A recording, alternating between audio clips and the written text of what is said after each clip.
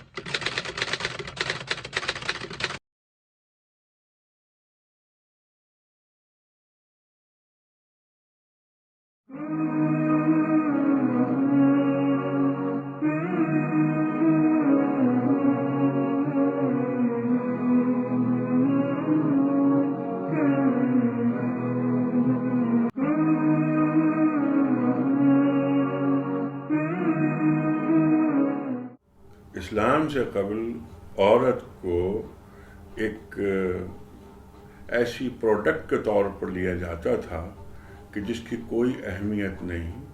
اسلام پہلا دین ہے کہ جس نے عورت کے مقام کو متعارف کروایا. جن تہذیبوں کا آپ نے ذکر کیا ان تمام تہذیبوں میں کہیں بھی عورت کو وہ اہمیت اور وہ مقام حاصل نہیں.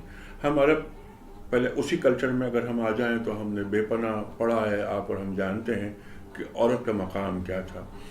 وراثت بھول جائیں, لڑکی پیدا ہوتی مار دی جاتی ہے. بہت بڑے بڑے واقعات ہیں. بہت اہم واقعہ ایک یہ کہ جب ایک بچی کو لے کر اس کا باپ جو کہ بعد میں اسلام لے کر آئے گڑھا کھودا اور گڑھا کھود کر بیٹی کو اس میں رکھا, اور وہ یہ واقعہ سنا رہے ہیں سرکار دو عالم صلی اللہ علیہ وآلہ وسلم کے حضور میں کہ میں نے اپنی بیٹی کے ساتھ یہ کیا, اور جب میں اسے گڑھے میں رکھ کر اسے میں دفن کر رہا تھا تو وہ بابا بابا کہتی رہی اور میں نے اس کو مٹی میں دبا دیا. سرکار دو عالم صلی اللہ علیہ وآلہ وسلم کی داڑھی تر ہو گئی آنسوؤں سے. عورت کا یہ مقام, یہ رتبہ عرب کلچر میں. ہندو کلچر میں کون سا مقام عورت کو دیا گیا؟ ایک پاؤں کی جوتی سمجھا گیا, وراثت میں بانٹی گئی, اور پھر وہ جو معاملہ تھا کہ شوہر اگر مر گیا تو بیوی کو بھی ساتھ مر جانا ہے. قبیلوں میں عورت بانٹی جا رہی ہے. یہ تھا عورت کا انداز. یونان کی تہذیب کی آپ نے بات کی, وہاں کوئی اہمیت عورت کو حاصل نہیں تھی. گویا اگر ہم اختصار سے بات کریں تو وہ یہ کہ کسی بھی تہذیب میں عورت کو وہ مقام حاصل نہیں ہوا جو دین نے, ہمارے دین نے عورت کو دیا, اور اس پر دنیا کا اتفاق ہے. یہ کنٹروورشل بات نہیں ہے.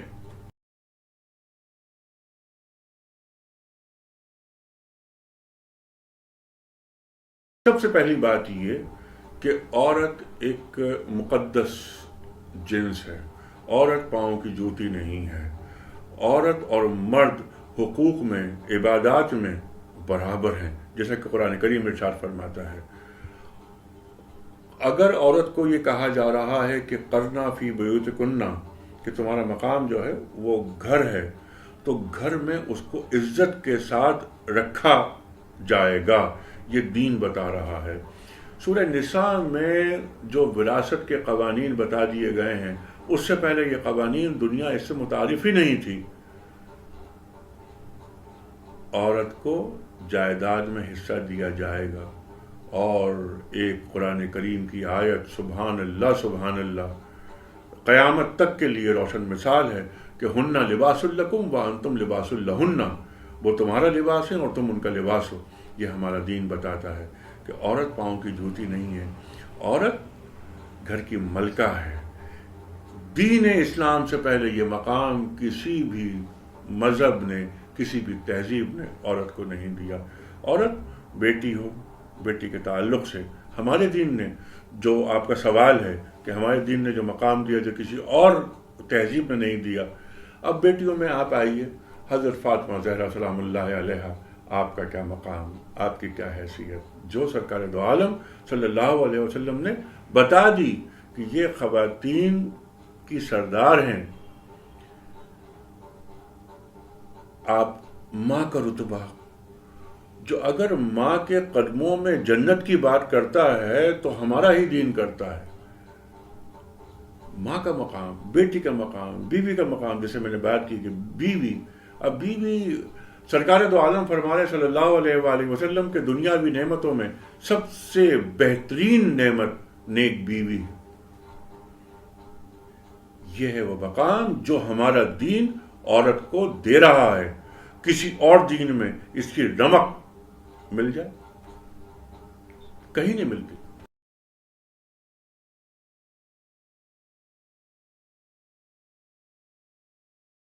سب سے بڑا مسئلہ عورت کے ساتھ اس کے مقام کا، اس کی قدر کا، قدر سے مراد یہاں پر ویلیو ہے کہ وہ ویلیو جو سسٹم ہے، جو دین دیتا ہے، اس کا استحصال ہو رہا ہے.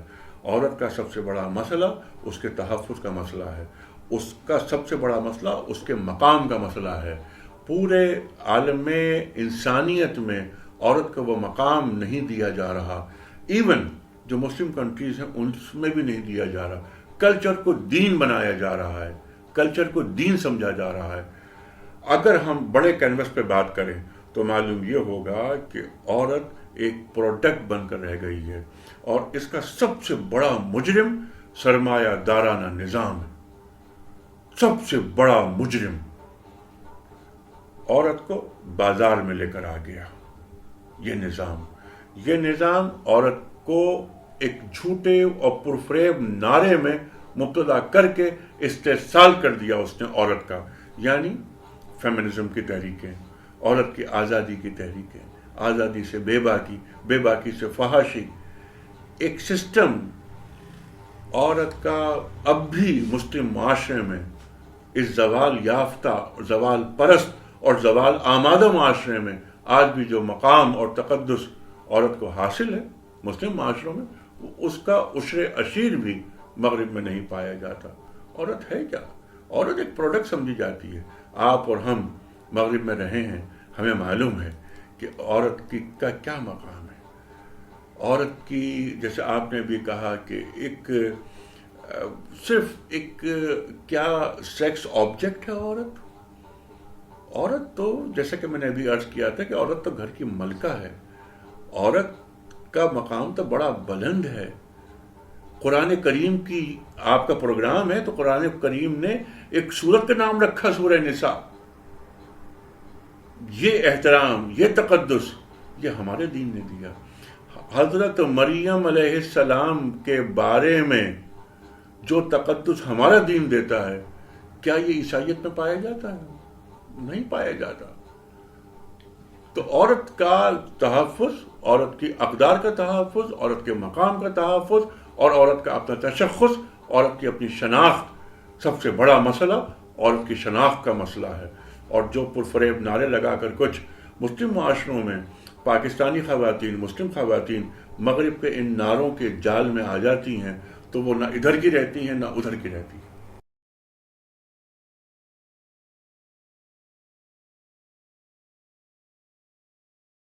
جو سپورٹ کی جو بات ہے نا آپ کی، یہ ایک ان کے سسٹم کی کامیابی ہے. ایک ویلفیئر اسٹیٹ کا نمونہ بنایا گیا ہے ویسٹ کو. ہم سسٹم کی خوبیوں کی بات نہیں کر رہے میرا خیال ہے اس پروگرام میں. ہم بات کر رہے ہیں عورت کے مقام کی. ہاں، گھر دے دیا گیا. اگر گھر نہیں ہے یا ڈیورس ہو گئی ہے عورت کو، عورت کے پاس کوئی گھر نہیں ہے، وہ اپلائی کرتی ہے، اپلیکیشن دیتی ہے، اسے گھر مل جاتا ہے مفت. اس کے بچوں کی ایجوکیشن فری ہو رہی ہے، اس کو بے روزگاری الاؤنس دیا جا رہا ہے. میں ایسی کئی خواتین کو جانتا ہوں جو یورپ میں رہتی ہیں اور اس طرح رہتی ہیں، اور وہ خواتین ایون پاکستانی خواتین ہیں.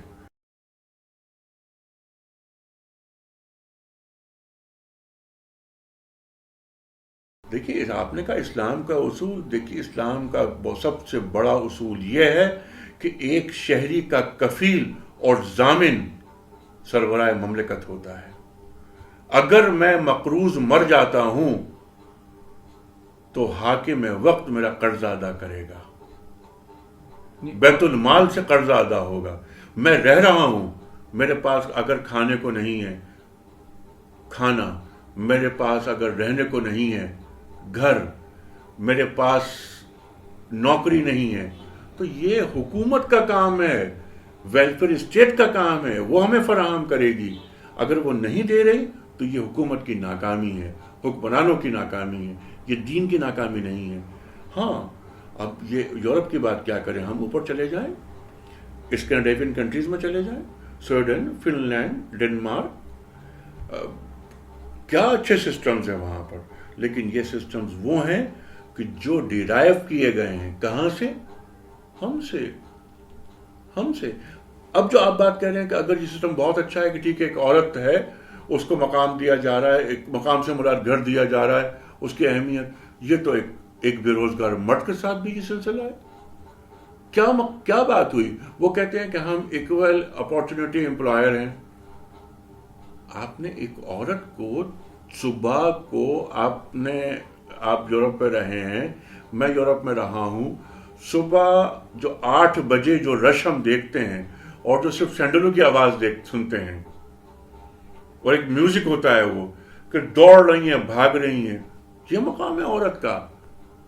جو قرآن کریم کیا فرماتا ہے؟ قرنا فی بیوتکن، عورت کا مقام گھر پہ ہے. ایسا مت کرنا کہ تم دور جاہلیت کی طرح کہ تم باہر نکلو اور بازار کی زینت بن جاؤ، ایسا نہیں ہے.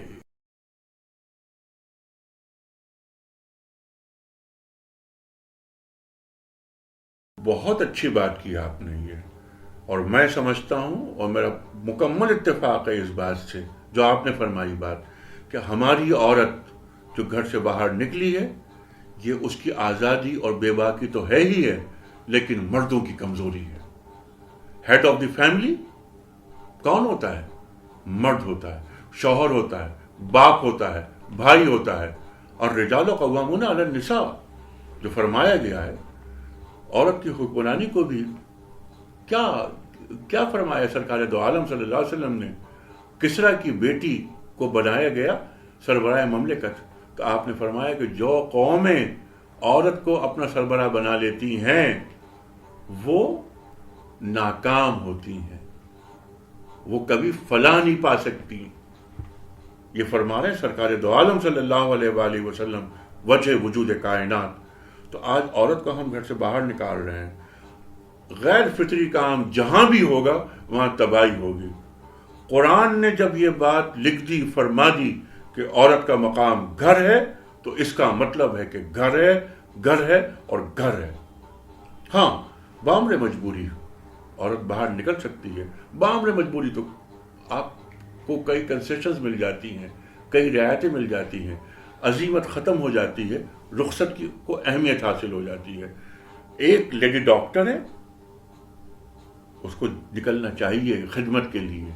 ایک پروفیسر ہے، ہمارے پاس شرح خواندگی لٹریسی ریشو ہمارا نہ ہونے کے برابر ہے، وہ عورت گھر سے باہر نکلے اور مسلمان عورتوں کو پڑھائے. ایک عورت، اس کے پاس اگر عسکری تربیت ہے تو وہ عورتوں کو عسکری تربیت دے، جو مسلمان خواتین کا شیوا ہوا کرتا تھا.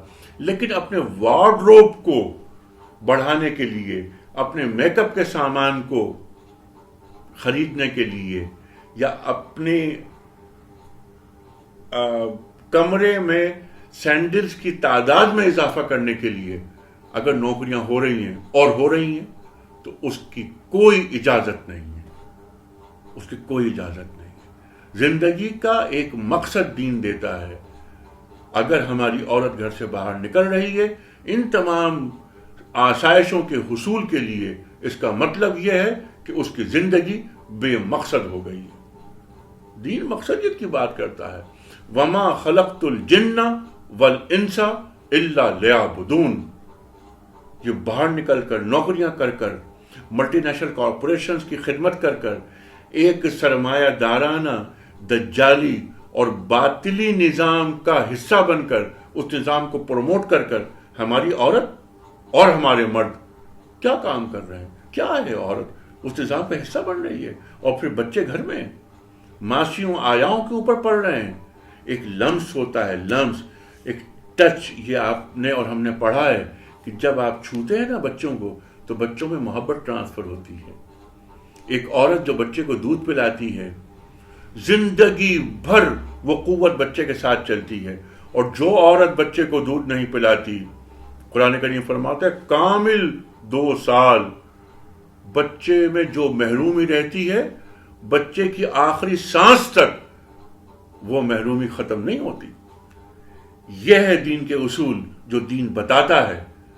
لیکن ہمارے پاس ایک وہ کہتے ہیں نا خدا ہی ملا نہ وصال صنم. میں تو اکثر ان سے یہ کہتا ہوں، ان خواتین سے، تو پھر ایسا کیوں نہیں کر لیتی ہیں آپ کہ مغرب کو پورے کا پورا اڈاپٹ کر لیں.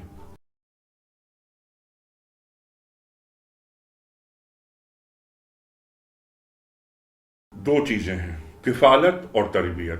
کفالت ذمہ داری کس کی ہے؟ مرد کی. تربیت ذمہ داری بنیادی کس کی ہے؟ عورت کی. صبح کو مرد، آپ گھر سے نکلتے ہیں، شام کو آتے ہیں، دن بھر جو بچہ رہتا ہے وہ ماں کے ساتھ رہتا ہے. تربیت کی ذمہ داری بنیادی طور پر ماں کی ہے. باپ نگاہ رکھے، لیکن عورت یعنی ماں کڑی نگاہ رکھے. تربیت کی ذمہ داری عورت کی ہے، کفالت کی مرد کی ہے.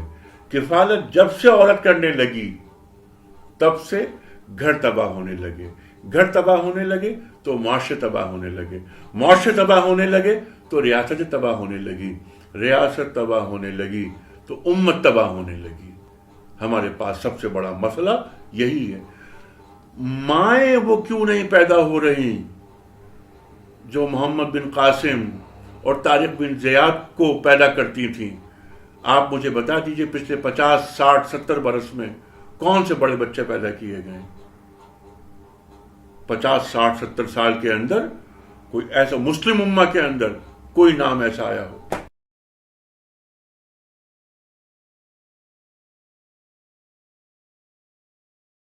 میں نے عرض کیا نا ابھی یہی بات تھی نا کہ اگر مجبوری ہے تو ضرور کریں.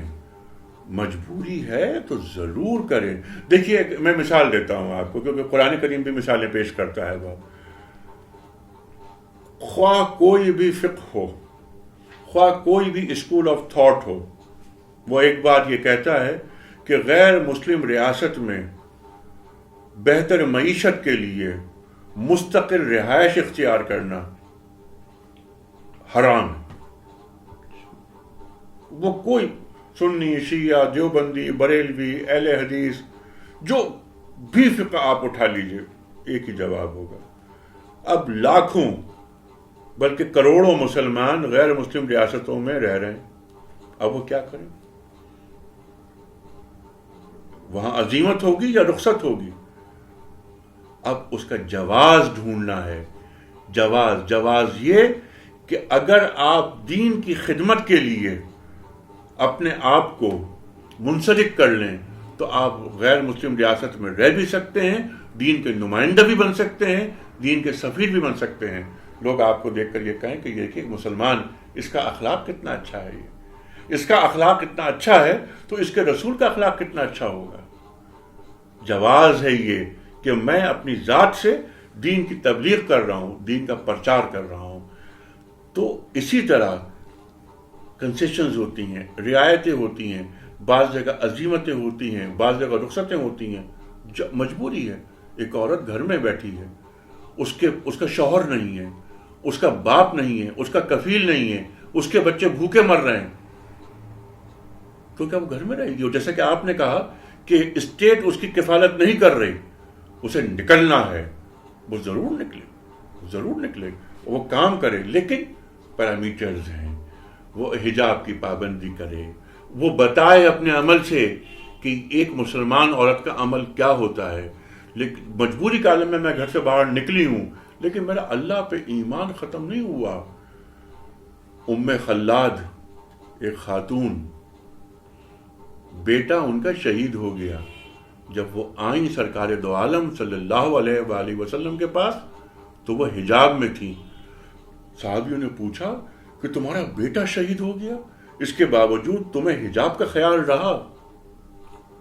ام خلاد کا ایک جملہ ہے، تاریخ میں رقم ہو گیا کہ میں نے بیٹا کھویا ہے، حیا نہیں کھوئی. تو مجبوری کے عالم میں مسلمان عورت گھر سے باہر نکل رہی ہے، کفالت کر رہی ہے، جہاد کر رہی ہے، بچوں کو پال رہی ہے، پکا سچا با کردار مسلمان بنا رہی ہے. کیا اچھی عورت ہے، کیا مسلمان عورت ہے. اس کے لیے وہ اصول نہیں ہوں گے جو عزیمت میں اصول ہوتے ہیں. یہ رخصت کا معاملہ ہے.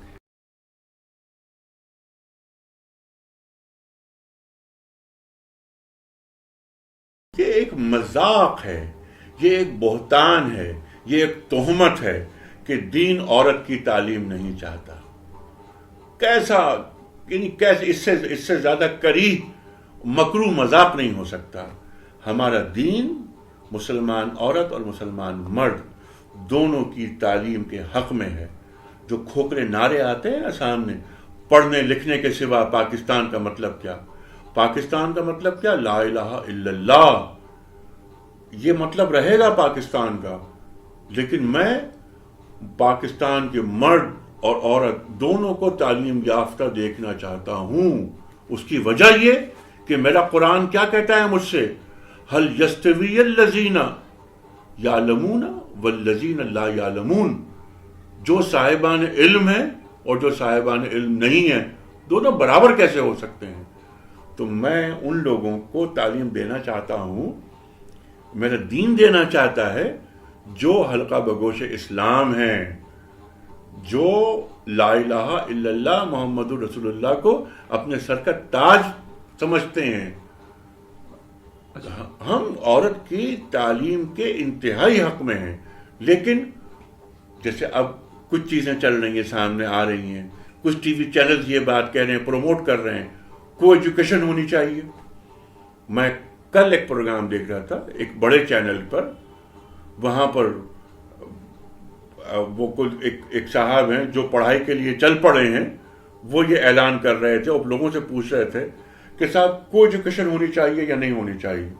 اور ان کا پورا پروگرام یہ تھا، ان کا پلان یہ تھا کہ ووٹ اس بات پر آئیں اور آرا اس بات پر آئیں کہ کو ایجوکیشن ہونی چاہیے. مخلوط تعلیم، لڑکے لڑکی ساتھ بیٹھ کے پڑھیں. کیا یہ دینی اقدار کی غمازی کرتی ہے؟ یہ بات نہیں کرتی. جن کالجز میں، اسکولز میں لڑکیاں الگ پڑھتی ہیں ان میں زیادہ اعتماد ہوتا ہے. عدیل عارف صاحب ہمارے سامنے جو رول ماڈل ہیں خواتین کے حوالے سے، کیونکہ ہمارا موضوع جو النساء کی آپ بات کر رہے ہیں، ام المومنین حضرت خدیجۃ الکبریٰ رضی اللہ تعالی عنہا، حضرت عائشہ صدیقہ رضی اللہ تعالی عنہا، حضرت فاطمہ زہرا رضی اللہ تعالی عنہا. اللہ اکبر، اللہ اکبر. پھر ہم صحابیات میں آتے ہیں نیچے، حضرت صفیہ ہیں، حضرت رفیدہ ہیں. نرسنگ کہاں سے ہو رہی ہے ابتدا؟ حضرت رفیدہ سے رضی اللہ تعالی عنہا سے. حضرت ام سلمہ ہیں، صلح حدیبیہ کے وقت کیا مشورہ آپ دے رہی ہیں. یہ ہے مقام ہماری خواتین کا، یہ ہے رول ماڈل. ہمارے پاس جو خواتین ہیں ہمارے گھروں میں، ہماری جو بیویاں ہیں، ہماری جو بہنیں ہیں، ہماری جو بیٹیاں ہیں، ان کے سامنے جو رول ماڈلز ہیں وہ ہمارا میڈیا، ہمارے چینلز کچھ اور لوگوں کو پیش کر رہا ہے.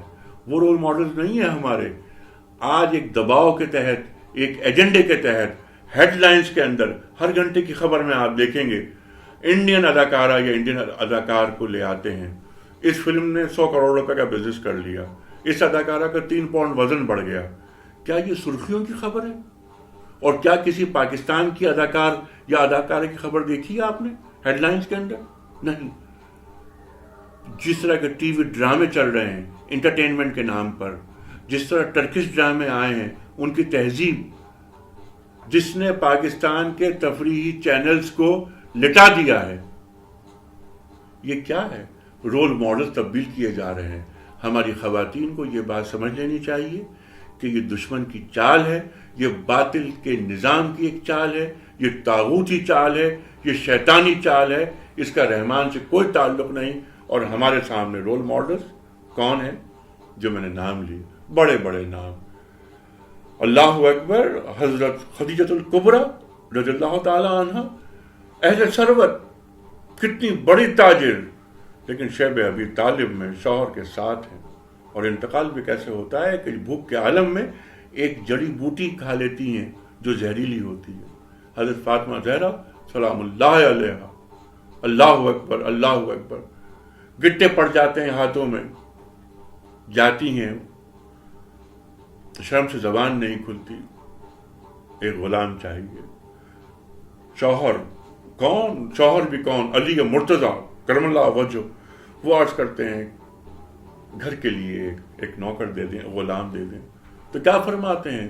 وجہ وجود کائنات محمد مصطفیٰ احمد مصطفیٰ صلی اللہ علیہ وآلہ وسلم کہ بدر کے یتیم اور صفہ کے جو طلبہ ہیں پہلے ان کے مسائل میں حل کروں گا، اس کے بعد تم۔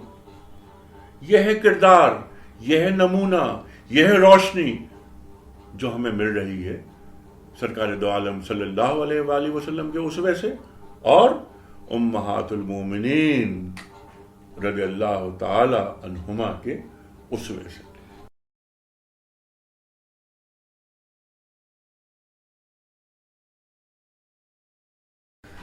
انتہائی اہم کام ہے، انتہائی نیک کام ہے، انتہائی مفید کام ہے، اور وہ مغرب ہو یا مشرق، شمال ہو یا جنوب، سب کو دین کا صحیح چہرہ جو کہ بہت خوبصورت چہرہ ہے وہ دکھانا چاہیے۔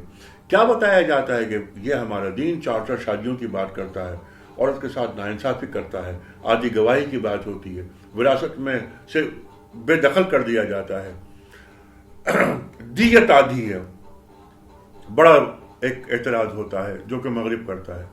بتایا جائے انہیں اور سمجھایا جائے، انہیں قائل کیا جائے ہماری کوئی جنگ نہیں ہے مغرب سے، ہماری کوئی دشمنی نہیں ہے مغرب سے، لیکن وہ دین کو ہمارے سمجھیں، کمیونیکیشن کریں، بات کریں، پہلے قرآن کریم کو پڑھیں اور اس کے بعد کوئی اعتراض انہیں کرنا ہے تو کریں، اور کسی جاہل مولوی سے بات نہیں کریں، کسی اسکالر سے بات کریں۔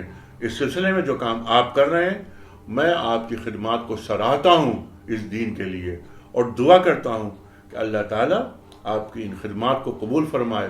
ربنا تقبل منا انک انت السمیع العلیم۔